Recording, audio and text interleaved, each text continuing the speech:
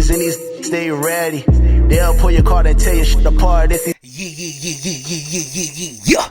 Lil Brunson back at you with the back at you, and I am the best reporting on the Eagles. Listen, before we get into the meat and potatoes, you know the vibes. Shout out to Manscaped. Use code Brunson. Save 20% off. Get the free shipping, and the free shipping I fall for that for y'all. You already know what season it is. Tap in with the print chaps. Grab your Hurt season hat because it just became official. It just became official. You know, the prophecy is revealing itself to be true. Jalen Hurts was named the starting quarterback of the Philadelphia Eagles. So they presented the question to him a little weird in Sirianni. Basically, they asked him. He answered it kind of weird. Well, he's been the only guy getting the reps for the number one reps. And it's, you know what's really bothering me about this situation? A lot of people really think that it's a surprise that he beat out Joe Flacco. Joe Flacco. It's like Joe Flacco is now getting respect because he's behind Jalen Hurts. And he should be in front of Jalen Hurts. Come on, man. Come on, don't get me started, man, talking about this Jalen Hurts, Joe Flacco. Jalen Hurts is the starter. Jordan Mailata is the starter.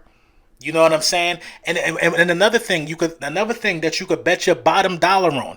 The Philadelphia Eagles would not have made no Jordan Mailata a starter over a first-round pick in Andre Dillard if Doug Peterson was still here.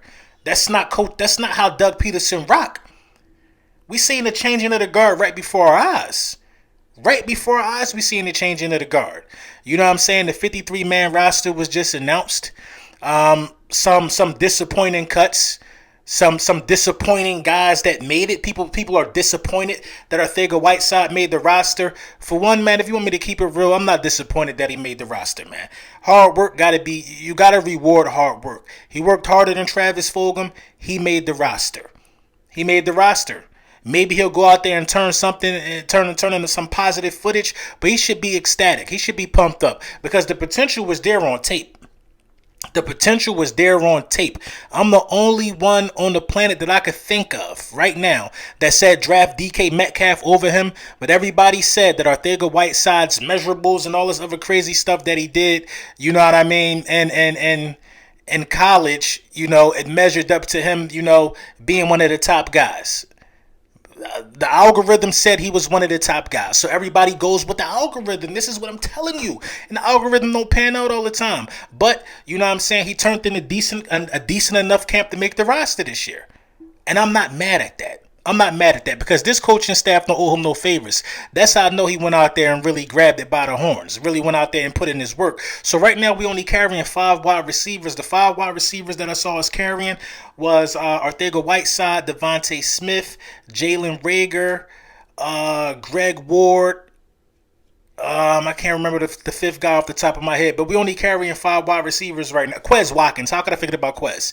We carrying 5 wide receivers and we carrying 4 tight ends. That's different. Doug Peterson and those guys, to my knowledge, usually carry 3 tight ends, but we carrying 4 tight ends right now. Dallas Goedert and Zach Ertz are on the roster. You named it. You know what I mean? We carrying 4 tight ends right now. Now, a lot of people want to be alarmed about the carrying, 5 wide receiver situation. A lot of people might think that's not enough, because think about it. If one of those guys get hurt, it's really not enough. But in a sense, the Philadelphia Eagles, I think, tricked the system by carrying, by even drafting Kenneth Gainwell, because you're able to line him up in the slot or line him up even on the outside. Some plays I saw in college as a wide receiver. So being as though he can play wide receiver, you can get comfortable with your packages. You could have Miles Sanders, Kenneth Gainwell on the field at the same time and 3 wide receivers. You could do stuff like that. You know what I mean? And you know what I'm saying? And have Kenneth Gainwell lined up as a wide receiver. You could do stuff. You could have Miles Sanders. You could have 3 running backs on the field at one time. Imagine a set with Jordan Howard being a lead blocker for Miles Sanders. You know what I'm saying? And Kenneth Gainwell in the slot as a pass catcher. I think it was some sorcery behind that one. And I kind of see between the lines. You know what I'm saying? Not to say that we're not going to pick up no more wide receivers. We just had to get down to 53 today, but it is what it is. Of course, Gardner Minshew made the roster. Gardner Minshew had 1 practice, made the roster. So you already know what the plan moving forward is, for real. The plan moving forward for the Philadelphia Eagles is to, probably keep 3 quarterbacks this year, but you're not bringing back Joe Flacco.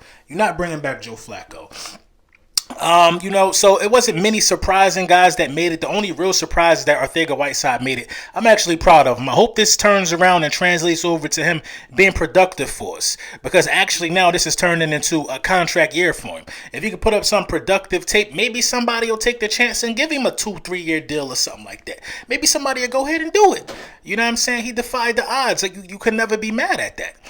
Some notable releases around the NFL as well today. We talked about earlier on lunchtime with the bullies. We talked about Cam Newton getting released, where he could end up. There's just a lot of stuff going down, man. A lot of stuff going down with this.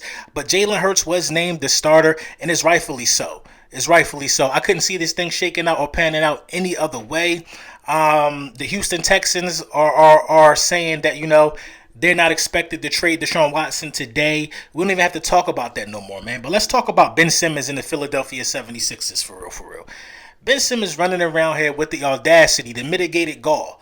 Ben Simmons is running around here with the testicular fortitude to be demanding the trade and saying he don't want to play for the team anymore. This is deflection. He's literally deflecting. I have not once, somebody showed me the tweet or the message where he went out there and accepted responsibility for his lackluster play in the playoffs. This dude getting a max deal, a max bag. Somebody showed me where he accepted the responsibility for passing up wide open dunks. Somebody go out there and show me where he's saying, yeah, I probably should have did something different. Instead, what Ben Simmons decided to do during out the playoffs was basically sugarcoat everything. I had 10, 10, and 10. What do you say? I had 18 rebounds. Come on, bro.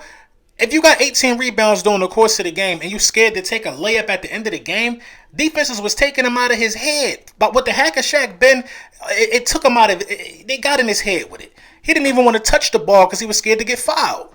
Come on, you're a professional basketball player, man. And you want to demand a trade from Philly? You think that? I hope you don't think that hurt. I hope you don't think that hurt, man. You demanding a trade from Philly, it's like a breath of fresh air for us, man, because deep down inside, we kind of get this sense that you might not even be built to play for this type of city. We try to win some chips. We try to make some things shake. You know what I mean? I respect Ben Simmons, man. Shout out to Ben Simmons for, for being a defensive pillar in Philadelphia. Shout out to Ben Simmons for being an all-star in Philadelphia. You know what I mean? But that's basically where it ends for real, man. You got to go out there and you got to do your job at the end of the day. I'm cool with you missing the shot. I'm cool with it, man. It takes a lot of skill to hit a shot, a jump shot in basketball. A lot of practice. Think about the action in itself, to shoot a round sphere into a horizontal circle. Come on. It's not an easy thing to do, but he's a professional basketball player. You got to have the guts to take the shot. And you know what I mean? I'm not really, listen, it is what it is. I hope we get something back for him to where we can continue to be contenders, because Ben Simmons did make us contenders. He was a part of that. But at the same time, when it come to playoffs and dudes start adjusting during the hack of Ben, it got spooky. So I don't know where that's going to end up at, man. We're going to always continue to monitor that, man. But thank you, y'all, man. Shout out to y'all. Make sure y'all tap in with Manscaped. Make sure y'all tap in with the Print Champs. And I got a real special announcement to make on another deal that we was able to secure. And we did it. We did it. This one for y'all, too. Y'all know I only bring stuff that's for y'all, man. Tap in, man. Make sure you like. Make sure you subscribe. All that, man.